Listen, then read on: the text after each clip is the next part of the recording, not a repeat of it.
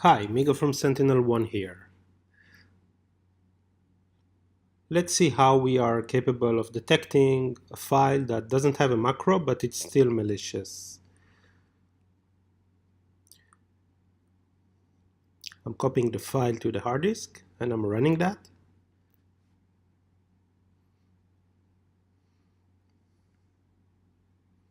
As you can see, there's no macro being enabled, but the SentinelOne has detected the malicious activity. The policy is now set to detect the attack and therefore it is not prevented, meaning being allowed to run. Let's see how it looks from the console side. The device is now infected.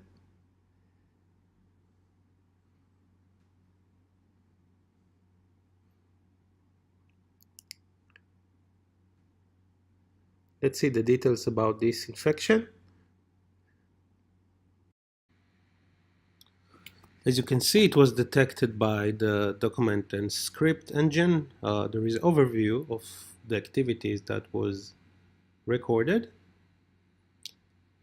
You can see that the WinWord was spawning a PowerShell, and this is the command that the PowerShell was actually running.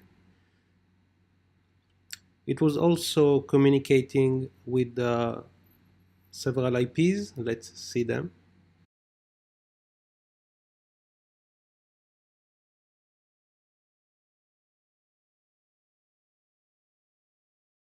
Let's mitigate this threat by initiating a rollback from the management console.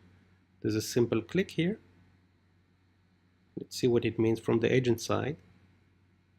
You can see the malicious file immediately being quarantined, and I will also resolve the threat because I want to keep my dashboard clean. Thank you for watching.